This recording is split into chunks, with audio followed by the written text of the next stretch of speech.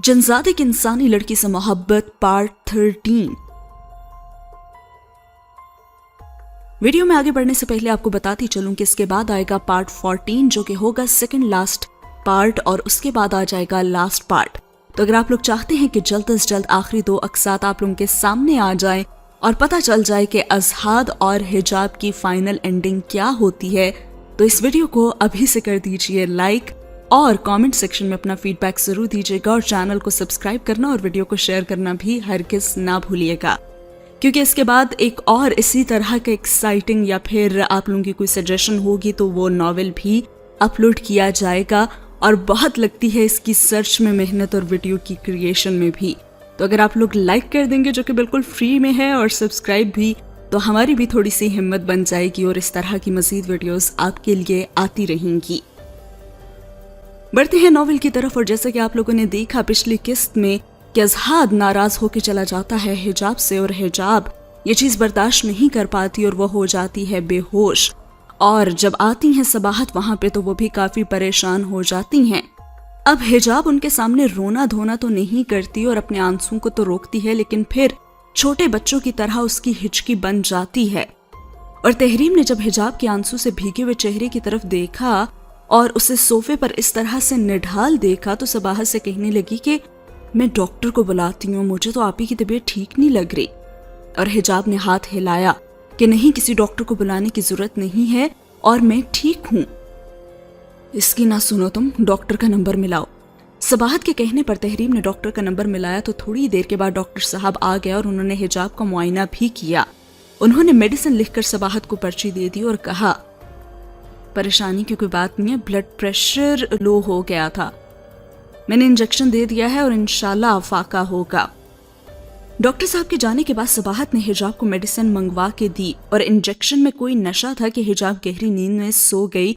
और जोहर की नमाज का वक्त हो गया तो सबाहत वजू करके नमाज पढ़ने गई और उन्होंने खुदावंद करीम से दुआ के लिए हाथ उठाए तो वो मंजर उसकी आंखों के सामने आ गया कि किस तरह हिजाब छत पर रो रही थी।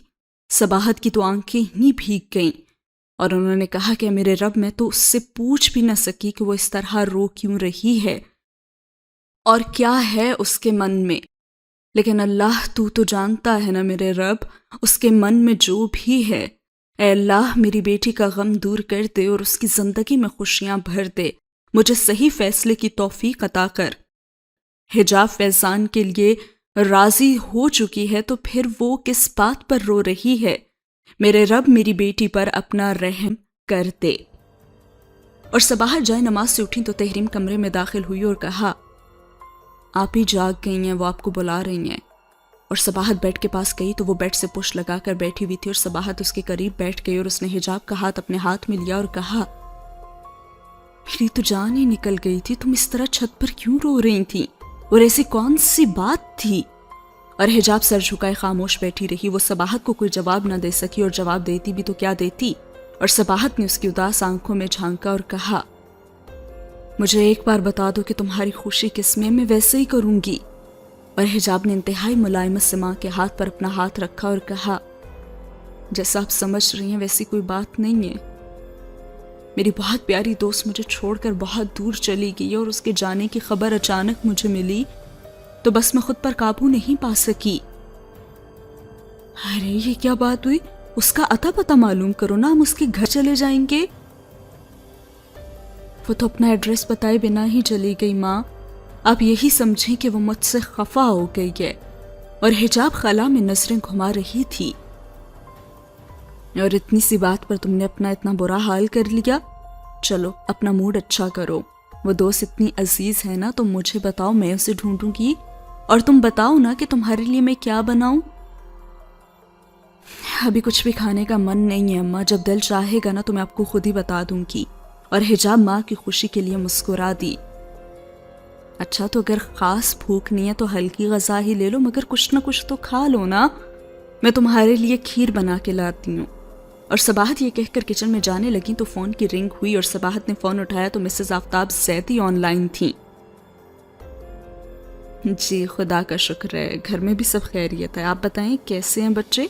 सबाहत ने मिसेस आफ्ताब जैदी की बात के जवाब में कहा ارے میں نے سوچا کہ حجاب بیٹی آج کل آئی ہوئی ہے تو اس سے تھوڑی گپ شپ ہی ہو جائے۔ مسز آفتاب زیدی کی اس بات پر صباحت کے منہ سے بے اختیار نکل گیا کہ حجاب کی تو طبیعت اچانک ہی خراب ہو گئی تھی لیکن اب قدرے بہتر ہے۔ اور مسز آفتاب زیدی یہ بات سنتے ہی پریشان ہو گئی اور کہنے لگی حجاب بیٹی کی طبیعت خراب ہے، میں ابھی آ رہی ہوں اس سے ملنے۔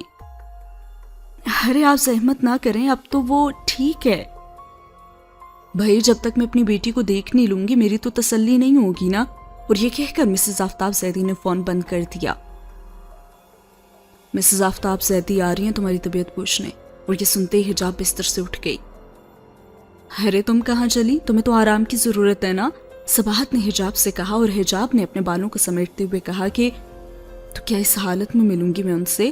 اس نے الماری میں سے ایک اچھا سا ڈریس نکالا اور تھوڑی ہی دیر میں وہ تیار ہو گئی، اور صباحت نے چائے کے ساتھ بازار سے کچھ اشیاء بھی منگوا لی۔ میں کچن میں تحریم کی مدد کرتی ہوں۔ حجاب صوفے سے اٹھی تو صباحت نے اسے دوبارہ بٹھا دیا اور کہا کہ کوئی ضرورت نہیں ہے اور تم آرام کرو، تحریم خود کر لے گی، اور میں نا تمہارے لیے کھیر لاتی ہوں، ٹھنڈی ہو گئی ہوگی۔ صباحت نے حجاب کو کھیر لا کر دی اور حجاب کھیر کھانے لگی تو اس نے کھیر میں ماں کی شفقت کی مٹھاس محسوس کرتے ہوئے ترچھی نظر سے ماں کی طرف دیکھا تو وہ بیڈ شیٹ سیٹ کر رہی تھی۔ ویسے میری بھی عقل ماری گئی تھی جو میں نے مسز آفتاب زیدی کو تمہاری بیماری کا بتا دیا۔ اور صباحت بیڈ شیٹ سیٹ کرتے ہوئے بڑبڑا رہی تھی اور ماں کے اس انداز پر حجاب کی تو ہنسی ہی چھوٹ گئی اور کہنے لگی ہاں حجاب اب تم بھی ہنس لو، تمہیں تو میری باتوں پر ہنسی آئے گی، بوڑھی جو ہو گئی ہوں میں، اور تم لوگوں کو اب میری کیا ضرورت، لگے رہو تم سب۔ اور صباحت تو بات کرو کسی اور ہی طرف لے گئی تو حجاب یکدم سنجیدہ ہو گئی اور کہنے لگی اماں آپ کیسی باتیں کر رہی ہیں؟ اور اسی دوران تحریم کمرے میں داخل ہوئی اور صباحت تحریم سے مخاطب ہوئی اور کہنے لگی گھر کی سیٹنگ نہ ٹھیک طرح سے کر لو، فریج میں کباب پڑے ہیں وہ بھی فرائی کر لو۔ اور پھر صباحت حجاب کے پاس سے اٹھ گئی تو حجاب نے محسوس کیا کہ ماں اس سے ناراض ہیں، اور وہ جانتی تھی کہ ماں کی ناراضگی بجا ہے، مگر وہ اپنے فیصلے سے مطمئن تھی۔ اور پھر تھوڑی ہی دیر میں مسز آفتاب زیدی بھی آ گئیں اور وہ اپنے ساتھ بہت سارا فروٹ اور کولڈ ڈرنکس کے کین لے کر آئیں، اور ڈرائیور کے ساتھ وہ اکیلی ہی آئی تھی اور وہ انتہائی اپنائیت سے حجاب کے پاس بیٹھی رہیں۔ ان کی شخصیت میں عجیب مقناطیسیت تھی، وہ دل موہ لینے والی باتیں کرتی اور لوگوں کو خود پر اندھا اعتماد کرنے پر مجبور کر دیتی۔ صباحت نے تو اچھی طرح سے ان کی خاطرداری بھی کی۔ حجاب کی بات کی وجہ سے صباحت مسز آفتاب زیدی کو ایسا کوئی تاثر تو نہ دے سکیں جس سے یہ ظاہر ہو کہ صباحت کی اس رشتے میں رضامندی نہیں ہے، اور مسز آفتاب زیدی کے جانے کے بعد صباحت کچن کے کام میں بھی مصروف ہو گئیں۔ اس نے بہت سمجھایا کہ وہ اپنے فیصلے پر نظر ثانی کرے، مگر اس کا فیصلہ تو اٹل تھا۔ بالآخر صباحت نے بیٹی کا فیصلہ تسلیم کر لیا اور حجاب نے مسز آفتاب زیدی سے بات کر لی کہ اگر انہیں زریاب کے لیے تحریم کا رشتہ چاہیے تو دونوں بہنوں کی شادی ایک ہی تاریخ پر ہوگی۔ اور مسز آفتاب زیدی نے فوراً حجاب کی بات مان لی اور دونوں بہنوں کا رشتہ ان کے گھر طے ہو گیا۔ کوئی مناسب دن دیکھ کر صباحت نے اپنی سوچ کے مطابق گھر بیچ دیا اور دونوں بیٹیوں کی شادی کی تاریخ بھی طے کر دی۔ صباحت نے دونوں بیٹیوں کے لیے عالی شان جہیز تیار کیا اور مالک مکان سے شادی تک اس گھر میں رہنے کی اجازت مانگی۔ اس کے بعد شادی کی تیاریوں کی گہما گہمی میں حجاب کی آنکھیں ہر سو اظہاد کو ڈھونڈ رہی تھیں، لیکن اسے اظہاد کی موجودگی کی کوئی نشانی نہیں ملی تھی۔ ایک سچے اور مخلص دوست کے کھو جانے کا غم حجاب کو اندر ہی اندر گھائل کر رہا تھا، اور اس کے چہرے سے تو رونق ختم ہو گئی تھی اور وہ چند ہی دنوں میں جیسے مرجھا سی گئی تھی۔ ایک رات 12 بج رہے تھے، تحریم اور صباحت بھی سو رہی تھی، لیکن حجاب کی متلاشی نگاہیں گھڑی کی ٹک ٹک کے ساتھ جڑی ہوئی تھی کہ کب آدھی رات ہو اور وہ کمرے سے باہر نکلے۔ اور پھر جو ہی 1 بجا تو وہ دھیرے دھیرے چلتی کمرے سے باہر آ گئی، اور اندھیرے میں موبائل کی مہین سی روشنی میں وہ صحن کراس کر کے اس کمرے کی طرف بڑھی جہاں پہلے اظہاد رہتا تھا۔ اس آسیب زدہ کمرے کے باہر صباحت نے تالا لگایا ہوا تھا اور ساتھ ہی تعویذ بھی باندھے ہوئے تھے، اور وہ کسی بھی حالت میں کسی کو بھی کمرہ کھولنے کی اجازت نہیں دیتی تھی۔ لیکن آج حجاب کے ہاتھ میں اس کمرے کی چابی بھی تھی، اور حجاب نے کھڑکی سے اندر کمرے میں جھانکا، اظہاد، لیکن جواب میں کمرے سے کوئی آواز نہیں آئی۔ हिजाब ताला खोलने की कोशिश की तो उसे ताले के आगे से तावीज भी उतारने पड़े और यूं ही उसने तावीजों को हाथ लगाया, किसी ने उसे झटक के दरख्त से दे मारा और उसके हलक से चीख निकली तो उसने अपने मुंह पर हाथ रख लिया। अचानक अनार के दरख्त के पास गंभीर तारीकी में 2 खौफनाक आंखें उभरी और हिजाब सर तपा कांप के रह गई। वो आंखें जिस्सामत में इस कदर बड़ी थी कि हिजाब का वजूद उस एक आंख में समा सकता था। उस माफूकुल फितरत मखलूक की आंखों के अलावा और कोई हिस्सा दिखाई नहीं दे रहा था और हिजाब के होंठ तो गंग हो गए और वो फटी फटी सी साकित उन आंखों की तरफ देखती रही और आंखों के अंदर से गरजदार आवाज उभरी, क्यों एक आसेब की जिंदगी में खलल पैदा कर रही हो? मत ढूंढ उसे वरना अपना वजूद तू खो देगी। और अजहाद रूप बदल चुका है, अब वो तेरे सामने नौजवान लड़के के रूप में कभी नहीं आएगा। अपने कमरे में वापस चली जाओ और अब अजहाद को ढूंढने की कोशिश मत करना। और खौफ से हिजाब की घुग्गी बंद होगी और वो अपने कमरे की तरफ दौड़ी और कमरे का दरवाजा बंद करके लंबे लंबे सांस लेने लगी। उसका चेहरा पसीने से तर था और दिल की धड़कन इस कदर तेज थी कि वह सांस लेने में घुटन महसूस कर रही थी। और उसे कुछ भी सुझाई नहीं दिया तो उसने सूरह यासीन निकालकर पढ़ना शुरू कर दी और उसे सीने से लगाकर बिस्तर में घुस गई। यह डरावनी रात बामुश्किल फिर गुजरी और अगले दिन भी हिजाब उन डरावनी आंखों से खौफजदा होती रही और उस खौफनाक मखलूक की आवाज तो उसके कानों में गूंजती ही रही। यह गम उसके लिए सुहाने रूह बन गया था कि उसने अपने दोस्त को खो दिया है और उस कमरे से एक आखिरी उम्मीद थी और अब वो भी खत्म हो गई थी। मिसेस आफ्ताब जैदी यानी कि आयशा बेगम के घर पर भी शादी की तैयारियां तो जोरों शोर से जारी थीं। अभी शादी में 5 रोज बाकी थे।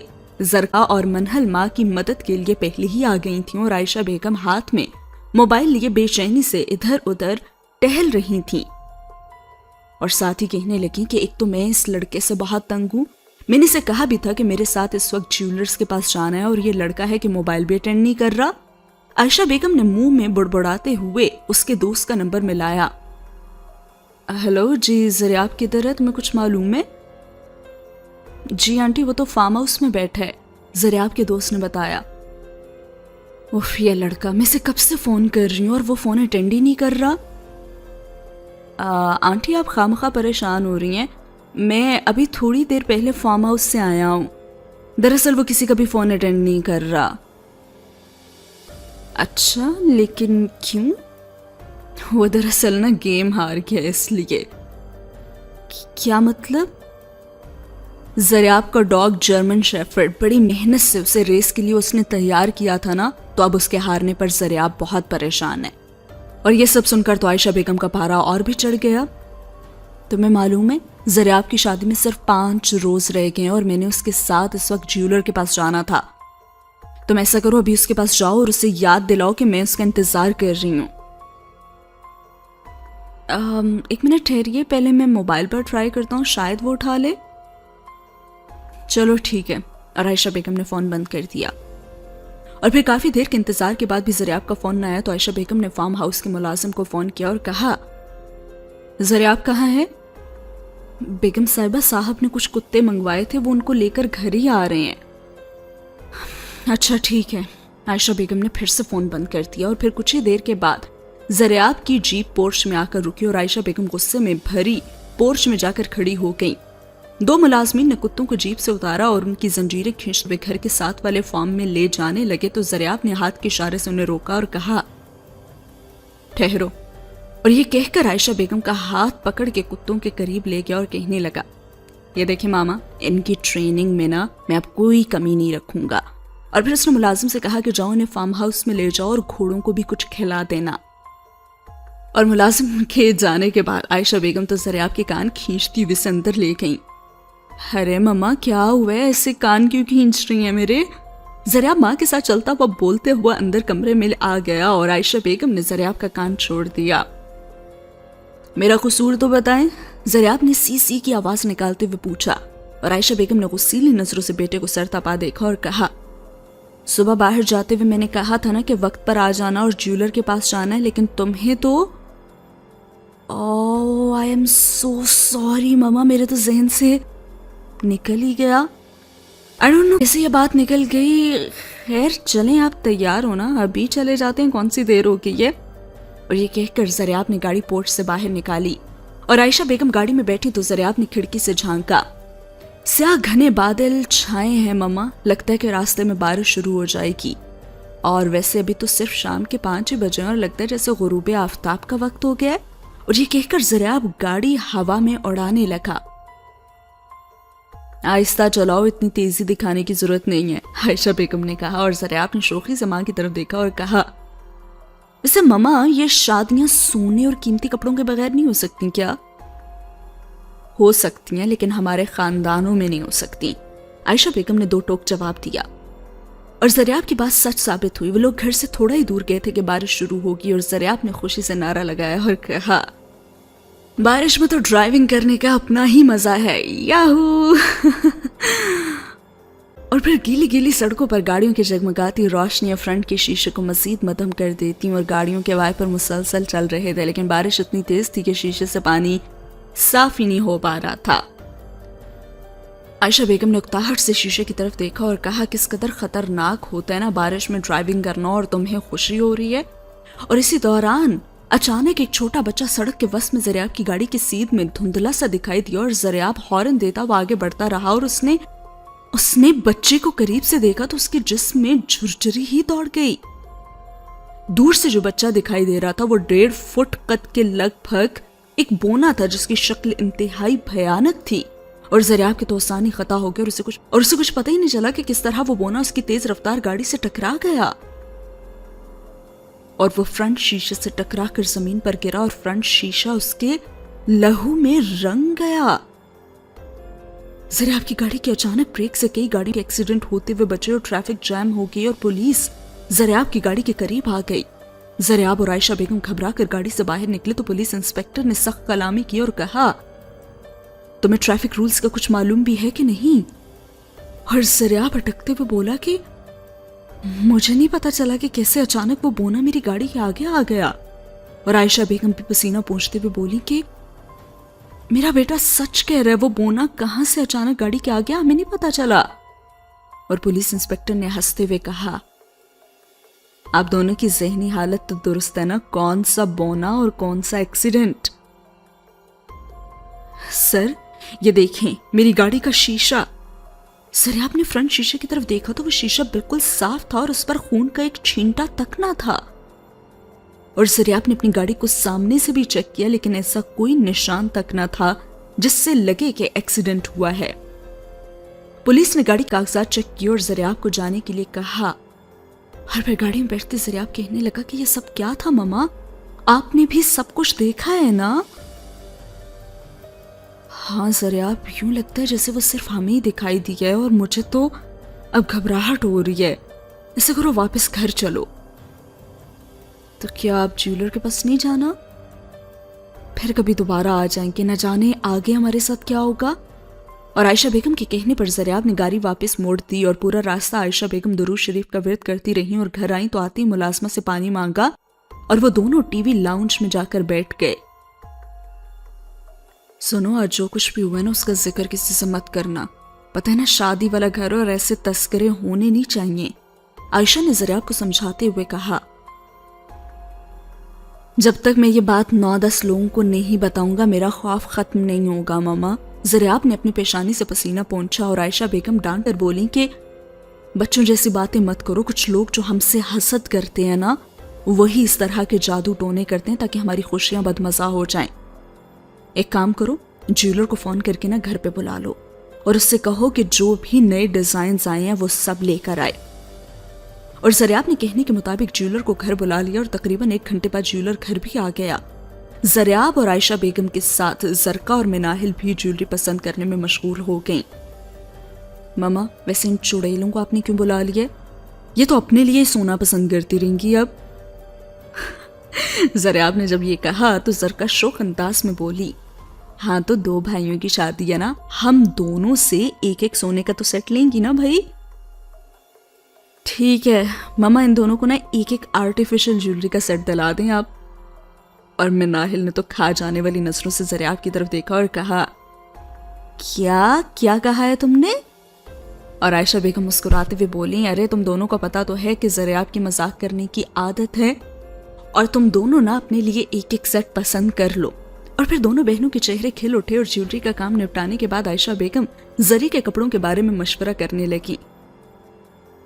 کل میں آپ کے ساتھ بازار جاؤں گی اور کام والے کام بھی نپٹا لیں گے ہم لوگ. مناہل نے کہا تو عائشہ بیگم کو صبح والا کار ایکسیڈنٹ کا حادثہ یاد آ گیا اور وہ کھو ہی گئی. تو اس پہ مناہل نے کہا کہ مما کیا ہوا، آپ کہاں کھو گئی ہیں؟ انہوں نے اس کے شانے پر ہاتھ رکھا تو جھرجھری لی اور عائشہ بیگم کے چہرے پر تو پریشانی کے اثرات واضح ہو گئے. سرکا نے بھی ان کا ہاتھ تھاما اور پوچھا مما کیا بات ہے، کسی بات سے پریشان ہیں آپ؟ نہیں بس ذرا سی گھبراہٹ ہے، کتنا بڑا فنکشن ہے تو کوئی گڑبڑ ہی نہ ہو. اور یہ سن کر مناہل نے ان کا ہاتھ تھام لیا اور کہا ہم دونوں بہنیں ہیں نا، سب سنبھال لیں گی اور آپ پریشان نہ ہو، سب ٹھیک ہو جائے گا. اور عائشہ بیگم کے دل میں آیا کہ وہ بیٹیوں سے کھل کر بات کریں، لیکن وہ اتنا ہی کہہ پائیں کہ بیٹا کام کاج یا تیاری کی بات نہیں ہے، عجیب طرح کے وسوسے ہیں. دل چاہتا ہے کہ ان دنوں زریاب اور فیضان بس گھر سے باہر ہی نہ جائیں اور مجھے لوگوں کی نظروں سے بہت ڈر لگتا ہے. ارے آپ یہ کس طرح کی باتیں کر رہی ہیں؟ لڑکیوں کو تو گھر میں بٹھا سکتے ہیں نا، لیکن لڑکوں کو کون گھر میں بٹھا سکتا ہے؟ اور میری بات سنیں، آپ نہ بلا وجہ وہم کر رہی ہیں. ایسا کریں صدقہ دیں، خیرات بانٹیں، انشاءاللہ ہماری خوشیوں کو کسی کی نظر نہیں لگے گی. اور سرکا کی یہ بات تو عائشہ بیگم کے دل کو ہی لگی کہ واقعی صدقہ اور خیرات انسان کو ناگہانی آفات سے تو بچا لیتا ہے. اور اگلے روز عائشہ بیگم کا مصروف ترین دن تھا. رات کو تیل اپٹن کی رسم تھی اور پھر زرکا اور عائشہ صبح صبح بازار کے لیے نکل گئی تھیں اور انہیں کڑھائی کے لیے دیے ہوئے کپڑے بھی تو اٹھانے تھے. دوپہر کو زریاب اپنی فیملی کے ساتھ لنچ میں مصروف تھا کہ اسے ملازم نے بتایا کہ کوئی اس سے ملنے آیا ہے. مجھ سے ملنے اس وقت؟ خیر تم اسے روم میں بٹھاؤ، میں بھی آتا ہوں، زریاب نے ملازم سے کہا. اور ملازم نے انتہائی انکساری سے جواب دیا کہ سر وہ شخص بہت جلدی میں ہے، کہہ رہے کہ آپ کی امانت آپ کو سونپنی ہے. اور پھر زریاب کھانا چھوڑ کر باہر گراج کی طرف گیا. وہ شخص اپنی جیپ کے پاس کھڑا انتظار کر رہا تھا اور زریاب اس سے خوش اسلوبی سے ملا اور کہا معذرت چاہتا ہوں، میں نے آپ کو پہچانا نہیں. مجھے راؤف صاحب نے بھیجا ہے، آپ نے ان سے بیل ڈاگ کے لیے کہا تھا نا. اس نے جیپ کی طرف اشارہ کیا تو دو ملازم لوہے کی موٹی زنجیر سے بندھا چھریرے بدن اور اونچی قامت والا کتا لے کر زریاب کی طرف بڑھے اور اس کے چوڑے جبڑے کو جالی سے باندھا ہوا تھا. زریاب نے کتے کا وقار جائزہ لیا اور کہا اس میں کون سی خاص بات ہے؟ اور اس شخص نے فخری انداز میں کہا دیکھنے میں تو یہ دوسرے شکاری کتوں سے تھوڑا سا ہی مختلف ہے، مگر دوسرے کتوں سے یہ بہت آگے ہے. آپ اسے ریچھ سے لڑا کر دیکھ لیں، ایک جھٹکے میں سے پھاڑ پھینکے گا. اب آپ مجھے اجازت دیں. اور یہ کہہ کر اس شخص نے ملازموں سے کہا کہ کتا فارم ہاؤس بھیجوا دیں. اور شخص کے جانے کے بعد زریاب دوبارہ گھر والوں کے ساتھ کھانے میں مشغول ہو گیا اور رات کو اپٹن کا فنکشن بہت دھوم دھام سے ہوا اور پھر رات گئے تک فنکشن چلتا رہا. 1 بجے تک یہ رسومات ہوتی رہیں اور تقریباً 2 بجے تک سب مہمان اپنے گھروں کو لوٹ گئے اور گھر والے اور گھر میں ٹھہرے ہوئے مہمان اب تھکے ہارے بستروں میں گھس گئے.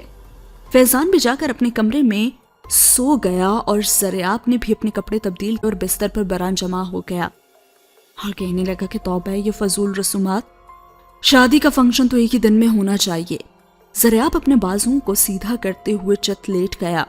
اس کی آنکھیں نیند سے بوجھل ہو رہی تھی اور اسے پتہ ہی نہیں چلا کہ کب نیند آ گئی کہ اچانک کوئی اس کا دروازہ بری طرح سے پیٹنے لگا اور زریاب بڑبڑا کر اٹھا اور کہنے لگا کون ہے اس وقت؟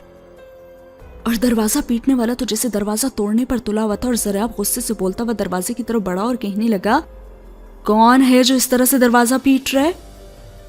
اور آواز آئی کہ سر وہ فارم ہاؤس. اور ملازم کا سانس اس قدر پھولا ہوا تھا کہ وہ صحیح سے کچھ بول بھی نہیں پا رہا تھا اور اس نے کہا کہ کیا بات ہے، کیا ہوا ہے فارم ہاؤس کو؟ اور ملازم نے خود کو سنبھالا اور کہا سر فارم ہاؤس کے گھوڑے بے قابو ہو گئے اور گھوڑوں نے اپنی لگامیں بھی توڑ لی ہیں اور وہ بری طرح سے ڈرے ہیں. जिन मुलाजमीन ने उन्हें पकड़ने की कोशिश की थी ना, उन्हें भी पटक पटक कर जख्मी कर दिया है। और ज़रियाब बरके सरत से फार्म हाउस की तरफ दौड़ा और कोठी के बाकी मुलाजमीन भी ज़रियाब के साथ फार्म हाउस की तरफ दौड़े और घोड़ों की भिनभिनाहट और उनके एक दूसरे के साथ टकराने का शोर फार्म हाउस से पोर्च तक साफ सुनाई दे रहा था। और ज़रियाब फार्म हाउस पहुंचा तो घोड़ों ने जैसे बोनचाली मचा रखा था और वो किसी चीज से डर कर भागने की कोशिश में एक दूसरे से टकरा रहे थे। जल्दी से इन्हें एक एक करके फार्म हाउस से बाहर निकालो, ज़रियाब ने मुलाजमीन से कहा। लेकिन सर, कहा ना अगर मगर कुछ नहीं, जो मैं कहता हूं वो करो। और ये कहकर ज़रियाब घोड़ों की भगदड़ में कूद पड़ा और ज़रियाब ने मुलाजमीन के साथ मिलकर बामुश्किल घोड़ों को बाहर निकाला। जब फार्म हाउस में 4 घोड़े रह के तो ज़रियाब उनकी हरकत का बगौर जायजा लेने लगा और वो खौफज़दा हो के अपनी अगली 2 टांगों को जमीन पर मारते और फिर इस तरह हनहनाते जैसे कुछ बताने की कोशिश कर रहे हों। और वो फार्म हाउस से बाहर जाने के लिए बेचैन हो रहे थे। ज़रियाब ने जब उन्हें देखा तो उसे अंदाजा हुआ कि कुछ तो गड़बड़ है। और फिर ज़रियाब ने मुलाजिम से पूछा कि ये कौन से कुत्ते की आवाज है। और मुलाजिम ने तशवीश भरे लहजे में कहा कि सर, ये नया कुत्ता है जो कि आज आया है और हमेशा से साथ वाले हिस्से में कुत्ते ही बंधे होते थे और घोड़े उनकी गरगराहटों की आवाजें सुनते ही रहते थे और वो तो उनकी आवाजों के आदी थे ना। लेकिन सच मानिए, जब से ये नया कुत्ता आया है ना, तब से ये घोड़े डर रहे हैं और मुझे तो लगता है कि उसकी गरगराहट के बाद ही घोड़ों में भगदड़ मची है। कुछ देर के लिए तो ज़रियाब किसी सोच में ही पड़ गया। फिर उसने मुलाजिम से कहकर कुत्ते को फार्म हाउस की दूसरी मंजिल पर जाकर बंधवा दिया। हाँ, घोड़े बेशक कुत्तों के तो आदी हो सकते हैं, लेकिन ये नए कुत्ते से यकीनन खौफज़दा हैं, ज़रियाब ने मुलाजिम को समझाया। लेकिन मुलाजिम के लहजे में अभी तक घबराहट थी। लेकिन सर, इस कुत्ते का बर्ताव भी बहुत अजीब है। जब से आया है कुछ भी नहीं खा रहा और मुसलसल गुर्राए जा रहा है। हाँ, ऐसा होता है, नए माहौल में कुत्ते ऐसे ही बर्ताव करते हैं। तुम बस घोड़ों का ख्याल रखो और उन्हें बाहर ग्राउंड में ही बंधा रहने दो। घर में मेहमान आए हुए और अब कोई शोर शराबा ना हो, समझे। ज़रियाब बाहर निकला तो आयशा बेगम फार्म हाउस के बाहर खड़ी हुई थी और कहने लगी, ये कैसा शोर था और फार्म हाउस में सब ठीक तो है ना? और ये घोड़े यूं बाहर ग्राउंड में क्यों छोड़ रखे हैं तुमने? और माँ के सवालों के जवाब में ज़रियाब ने उन्हें सारी सूरत हाल बताई और आयशा बेगम तो और भी परेशान हो गईं। मैं भी रोड एक्सीडेंट का वाकया तो भूल ही नहीं कि अब ये सब कुछ। ओ ममा, वो वाकया तो खौफनाक था, लेकिन ये मसला तो आम है, घोड़े खौफज़दा हो ही जाते हैं। और आयशा बेगम ने सहमे हुए घोड़ों की तरफ देखा और कहने लगी, मेरा दिल डूब रहा है। ऐसा लगता है कि ये छोटे छोटे पुरस्रार वाकयात किसी बड़ी नागहानी आफत की तरफ ही इशारा कर रहे हैं।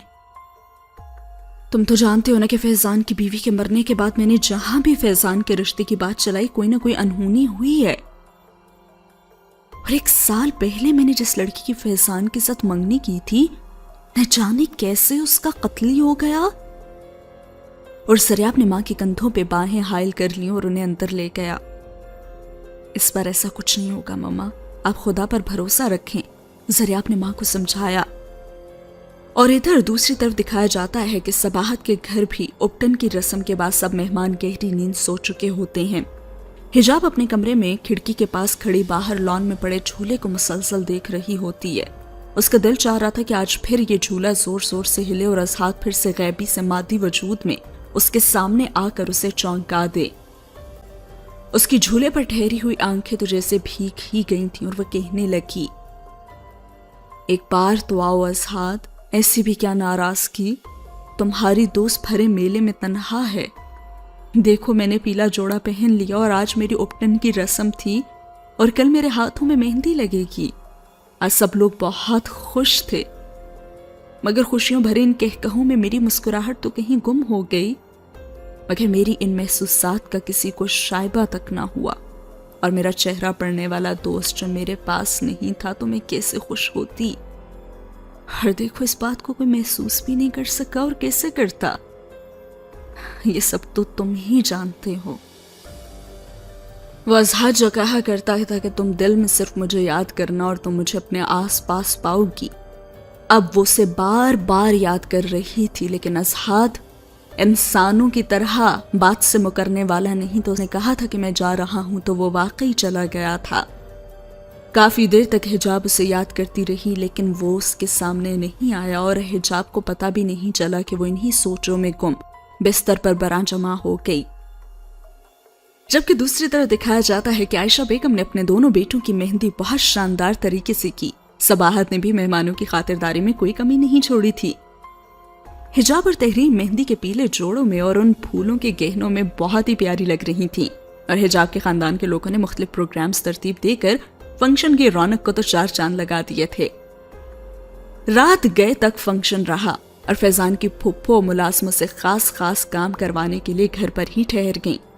2 घर की सेटिंग करवा रही थी और एक मुलाजिम आर्टिफिशियल प्लांट लेकर फैजान के कमरे के करीब आया और कहने लगा कि खाला जी, ये कहाँ रख दूं मैं? बेगम साहिबा ने कहा था कि फैजान साहब के कमरे के बाहर ही ये प्लांट रखना है, और फुप्पो ने इस बात में सहला दिया और फैजान के कमरे से अजीब सी आवाजें सुनाई देने लगी और वह दरवाजा खोलकर अंदर चली गई तो देखा कि कमरे की हर चीज अपनी जगह पर थी, लेकिन कमरे में कोई भी नहीं था। और मुलाजिम ने बाहर से पूछा कि कोई और काम है तो बता दें, और फैजान की फुप्पो कमरे से बाहर आ गई और कहने लगी कि नहीं, बस तुम जाओ। ऐसा लग रहा था कि कमरे में कोई है, लेकिन कमरे में तो कोई है ही नहीं। अरे बीबी जी, आपका वहम होगा, भला कमरे में कौन जाएगा, और बाकी तो सारे मेहंदी लेकर गए हुए हैं ना। अच्छा, जाओ अपना काम करो, वो मुलाजिम की तफसीलात से चढ़कर बोली। मेहंदी का फंक्शन अपनी पूरी रौनक और आबोताब के साथ इख्तिताम पजीर हुआ और सुबह होते ही आयशा बेगम ने बकरा ज़बा करवा के गरीबों में बांट दिया और फिर वो मेहमानों के नाश्ते में मसरूफ हो गई। जरका माँ के साथ किचन में हाथ पटाने लगी। मम्मा, सदका देने के बाद दिल को तसल्ली हो गई है ना, और बारात जाने से पहले तो ये काम बहुत ही जरूरी था। अरे भाई, 2 भाइयों की इकट्ठी शादी है, लोगों की नजरों से खुदा बचाए रखे। और आयशा बेगम ने किचन के बाहर देखा कि कोई उन दोनों की बातें तो नहीं सुन रहा, और फिर वो सरगोशी के अंदाज में बोली, मैं ना फैजान के रवैये से बहुत खौफजदा हूँ। मेहंदी और उपटन के फंक्शन में वो इस तरह गुमसुम बैठा है जैसे ये शादी उसकी मर्जी के खिलाफ हो रही है, और न जाने वो हिजाब से क्या बर्ताव करेगा।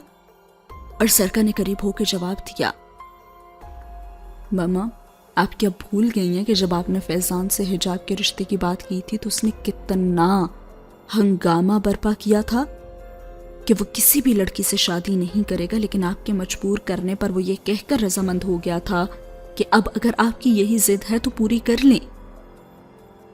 अब इसके बाद फैजान भाई ने उस रिश्ते के बारे में बात भी नहीं की, लेकिन आप कहती थी ना कि मुझे हिजाब पे पूरा भरोसा है, तो फिर आप परेशान क्यों होती हैं? हाँ, शायद थोड़ी देर के लिए मैं भूल गई थी कि मैं तो फैजान के चेहरे पर ऐसी खुशी देखना चाहती थी जैसे जरा आपके चेहरे पर थी। और तभी मैं नाहिल भी किचन में दाखिल हुई और कहने लगी, मामा, अगर नाश्ता बन गया तो जल्दी से मेहमानों को देना, पापा कह रहे हैं कि बारात की रवानगी में देर नहीं होनी चाहिए। अभी तो नाश्ता तैयार नहीं हुआ बेटा, खानसामा बाजार से ना कुछ सामान लेने गया है, तुम भी आओ, जरा जरका के साथ मिलकर बर्तन निकालो, मैं देख कर आती हूँ कि मुलाजिमा ने बिस्तर समेटे हैं या नहीं। फिर दोनों बहनें मिलकर बर्तन निकालने लगी और इतनी ही देर में खानसामा भी सामान लेकर आ गया।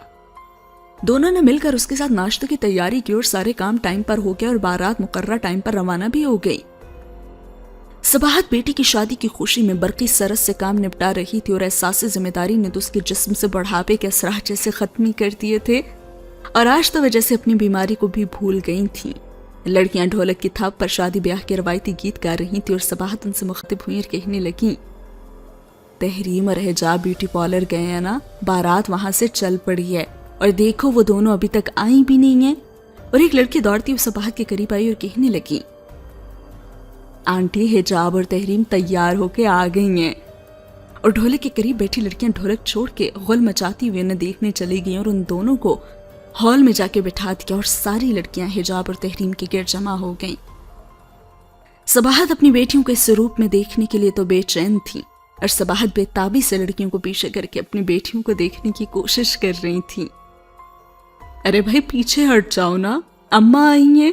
सानिया ने आगे बढ़कर लड़कियों को पीछे किया और सबाहत ने अपनी बेटियों के इस रूप में देखा तो बस देखती ही रह गई। اور دیدہ زیب لہنگوں میں خوبصورت میک اپ کے ساتھ قیمتی زیورات میں وہ دونوں تو کسی پریوں سے کم نہیں لگ رہی تھیں۔ اور صباحت نے دونوں کی پیشانی پر بوسہ دیا اور کہا، تمہارے چمکتے چہروں کی طرح تمہارا نصیب بھی چمکتا رہے، آمین۔ اور حجاب نے ماں کا ہاتھ تھام لیا اور کہا، آئیں نا آپ ہمارے پاس بیٹھیں۔ میری جان بارات آنے والی، ابھی بہت کام بڑا ہے۔ اور صباحت نے اس کے گرد باہیں حائل کر دی۔ اور پھر تھوڑی ہی دیر تک بارات بھی پہنچ گئی اور باراتیوں کے استقبال کے بعد انہیں کھانا پیش کیا گیا اور پھر مسکراہٹوں اور خوشیوں بھری اس رونق میں ساری رسومات ادا کی گئیں۔ لیکن جب رخصتی کا وقت آیا تو خوشیوں بھری سب کی آنکھیں آنسوں میں ڈوب گئیں اور پھر قرآن پاک کی چھاؤں میں دونوں بہنیں پیا گھر روانہ ہو گئیں۔ اس کے بعد دونوں بہنیں اپنے سسرال پہنچے تو ان کا بڑا ہی والہانہ انداز سے استقبال کیا گیا۔ پوری کوٹھی آتش بازی کے شعلوں میں نہا ہو گئی اور دونوں جوڑے سٹیج پر پہنچے تو وہاں پھر سے رسومات کا سلسلہ شروع ہو گیا اور دونوں بہنیں ان رسموں سے اب تو تھک ہی چکی تھیں۔ ثانیہ بھی ان دونوں کے ساتھ تھی۔ تحفے اور چھوٹی چھوٹی رسومات کا سلسلہ تو کافی دیر تک چلتا رہا۔ حجاب اور تحریم پھر ان کو جب کمرے میں لے جانے لگی ثانیہ تو بہنیں راستہ روک کے کھڑی ہو گئیں کہ ان کے ہاتھوں میں کچھ رکھیں تو کمروں میں جانے دیں گی۔ اور پھر عائشہ بیگم نے اس رسم کے لیے 2 انگوٹھیاں پہلے بنا کر رکھی ہوئی تھیں اور دونوں بھائیوں نے بہنوں کو انگوٹھیاں دے کر یہ آخری رسم بھی پوری کر دی اور پھر دونوں دلہنوں کو ان کے کمروں میں بٹھا دیا گیا۔ عائشہ بیگم نے نظر بھر کر حجاب کو دیکھا اور کہا، اب یہ گھونگھٹ تو میرا بیٹا ہی اٹھائے گا۔ اور حجاب شرما کر اپنے آنچل میں سمٹ گئی اور کمرے سے باہر جاتے ہوئے انہوں نے فیضان سے کہا، بیٹا بہو کا خیال رکھنا۔ اور فیضان نے جواب میں کچھ نہیں کہا اور کمرے کا دروازہ لاک کر دیا۔ فیضان صوفے پر بیٹھ گیا اور اس نے جیب سے سگریٹ کی ڈبی نکالی اور سگریٹ سلگا کے اس کی کش لینے لگا اور تھوڑی ہی دیر میں اس نے 5 سگریٹ دھوئیں میں اڑا دیے۔ حجاب گھونگھٹ میں سے متعجب نگاہوں سے فیضان کی طرف دیکھ رہی تھی اور سگریٹوں کے دھوئیں نے کمرے کا ماحول تو جیسے آلودہ ہی کر دیا تھا۔ حجاب کو سگریٹ کے دھوئیں سے الرجی تھی اور اس کا سانس لینا دشوار ہو رہا تھا اور وہ کھانسنے لگی۔ اور تبھی فیضان کے چہرے پر شیطانی مسکراہٹ بکھر گئی۔ اس نے اپنی سگریٹ ڈبی اور ایش ٹرے اٹھائی اور حجاب کے قریب آ کر بیٹھ گئی اور حجاب بری طرح سے کھانس رہی تھی۔ فیضان نے اس کا گھونگھٹ اٹھایا اور جلتی ہوئی سگریٹ اس کے چہرے کے قریب کر دی اور آنکھوں میں اس جلی ہوئی سگریٹ کا دھواں پڑنے کے باعث حجاب نے چندی چندی نظروں سے فیضان کی طرف دیکھا اور کہا، یہ آپ کیا کر رہے ہیں؟ پلیز آپ سگریٹ نہ پئیں۔ ابھی حجاب اتنا ہی کہہ پائی تھی کہ فیضان نے جلتی ہوئی سگریٹ اس کے چہرے پر لگا دی اور حجاب تو چیخی اٹھی۔ اور حجاب نے خوفزدہ نظروں سے فیضان کو دیکھا تو اس کے لب کانپنے لگے۔ آپ کو اگر میری بات بری لگی ہے تو معاف کر دیں، مگر اسے ظلم تو نہ کریں۔ اور اس درندہ صفت انسان نے حجاب کا دوپٹہ پکڑ کے اس کے منہ میں ٹھونس دیا اور کہا کہ یہ تمہاری منہ دکھائی ہے۔ یہ کہہ کر فیضان نے 3-4 سگریٹ سلگائے اور ان سے حجاب کا چہرہ جگہ جگہ سے جلا دیا اور تکلیف کی شدت سے حجاب کا چہرہ سرخ ہو گیا اور اس کی آنکھیں ابل پڑی، لیکن اس کی چیخیں اس کے اندر ہی گھٹ کر رہ گئیں۔ اور اسی دوران فیضان کو کھڑکی کے باہر آہٹیں سنائی دیں اور اس نے حجاب کے ہاتھ بیڈ سے باندھے اور کھڑکی کی طرف قدم بڑھائے۔ اس نے تھوڑی سی کھڑکی کھول کر باہر لان میں نظر دوڑائی تو باہر سناٹا تھا اور اسے کوئی نظر نہیں آیا۔ اس نے دوبارہ کھڑکی بند کر دی اور حجاب کے پاس بیٹھ گیا اور حجاب کے تو اب ہاتھ اور پاؤں کانپ رہے تھے۔ اس نے اپنی شفاف نظروں سے حجاب کی طرف دیکھا اور کہا، تم کیوں روپ بدل بدل کر میری زندگی میں آ جاتی ہو؟ ایمن، میں نے تو تمہیں 2 سال پہلے موت کے گھاٹ اتار دیا تھا نا، لیکن تم کیوں بار بار زندہ ہو جاتی ہو؟ پچھلے سال بھی تم نے ایک لڑکی کا روپ دھار کر میری زندگی میں آنے کی کوشش کی تھی اور میں نے تمہیں ایک بار پھر قتل کیا تھا، اور آج تم حجاب کا روپ لے کر میری زندگی میں آ گئی ہو۔ آج پھر میں تمہیں موت کی نیند سلا دوں گا۔ اور حجاب پھٹی پھٹی آنکھوں کے ساتھ نفی کے انداز میں سر ہلاتی رہی کہ وہ ایمن نہیں ہے، لیکن فیضان بپھرے ہوئے شیر کی طرح حجاب پر برس رہا تھا۔ और कहने लगा कि मैं तुम्हें किस कदर चाहता था, लेकिन तुमने मुझे धोखा दिया। अपनी शादीशुदा जिंदगी को तुमने अपनी बदकिरदारी के अंधोनाक अंधेरे में डुबो दिया। और ये कहकर फैजान ने तकिया हिजाब के मुंह पर रख दिया और हिजाब का सांस रुक गया। वो माँ ही बेआब की तरह तड़पने लगी और तकलीफ से बेड पर जोर जोर से टांगे मार रही थी कि अचानक कमरे में बोनछाल आ गया और अलमारियों में सजे डेकोरेशन पीस धड़म धड़म से जमीन पर गिरने लगे। खिड़कियां दरवाजे जोर जोर से बजने लगे और फैजान हवास बाख्ता इधर उधर देखने लगा, लेकिन वो अपने इरादे से बाज नहीं आया था और उसने तकिए पर अपनी गिरफ्त और मजबूत कर दी। और अब हिजाब की तड़पती हुई टांगे कमजोर पड़ने लगीं, जैसे जिंदगी उसका दामन छोड़कर जा रही थी। और उसी वक्त एक धमाके के साथ सामने बड़ी खिड़की का शीशा टूटा और एक खौफनाक कुत्ता उस खिड़की से हवा को चीरता हुआ फैजान पर कूद पड़ा और वो खूनखार कुत्ता फैजान के जिस्म का गोश्त नोचने लगा। हिजाब बेसुध बेहोश पड़ी हुई थी और बेड की चादर फैजान के खून में रंग गई।